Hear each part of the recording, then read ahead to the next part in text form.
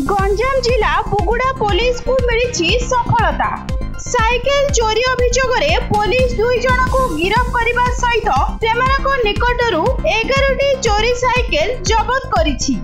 गिरफ्त 2 अभियुक्त जगन्नाथ प्रसाद अंचल होइथिबा सांबादिक सम्मेलन में सूचना देइछंती भंजनगर एसडीपीओ।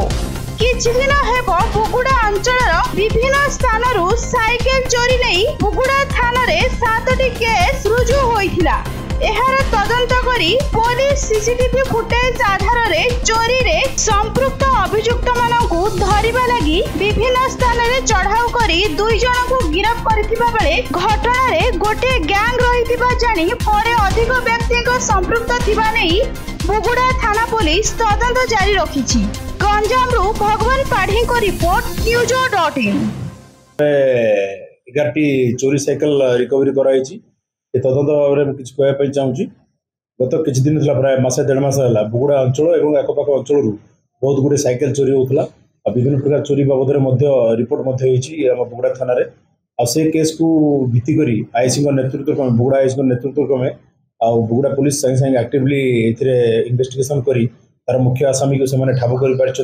जगन्नाथ प्रसाद जीराबाड़ी कानुचरण पंडा जी तार निजर 2 जन सहयोगी जहाँ 2 जन नाम बर्तमान तदंत प्रकाश कर सब आसिक बुगुड़ा एरिया बहुत साइकेल सब चोरी करनी कुमुंडर जो अच्छी ना है संदीप कुमार साहू और बिजू से गोटे साइकेल दुकान कर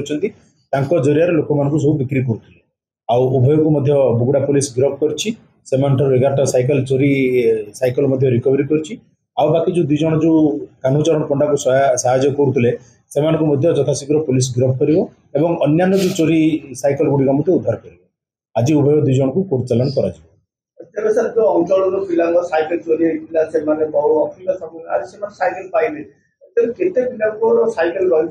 बर्तमान एवं 11टा साइकेल आम पाखे रिकवरी होती समस्त साइकेल फेरा दि प्रकृत कागज पत्र सब चेक कर सारापर जो पिला जो हजि जाइए से बुगुड़ा पुलिस जो एक्टिवली जो इन्वेस्टिगेशन सक्सेसटा आज मिल पार बर्तमान इन्वेस्टिगेशन चली तदंत जहाँ जहाँ लिंक थी जो जगह कि जहाँ जहाँ जगह भी कौन भी किसी जदि सुराग मिलला से बाबद से आईन परिश्रम बर्तमान तो रेकेटा धरा पड़ी परवर्ती समय हेनी बोली जहाँ आम आशा करुँच आउ 2 जनकर नाटा मुझे तदंत जो चली प्रकाश कर बाद भी आउ जी भी थे आईन परिश्रम टोटाल अच्छा 4 जन ग्रुपटा माने चोरी करते 3 जन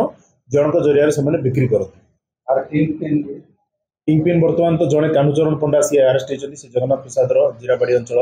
आउ 2 जन सहयोगी से जो फेरार हो यथाशीघ्र पुलिस चोरी करुले साइकेल से चोरी जिनस रिकवरी है अन्य थाना आमर निकटस्थ थाना जो पड़ू ओडगाँ थाना नयागढ़ जिलार सेपट एरिया से किसी चोरी कर बेलगुंडा थाना एरिया किसी चोरी कर जैन प्रसाद किसी चोरी कर समस्ते आसिक निज निजर केस बाबद पचरा उचरा कर समस्त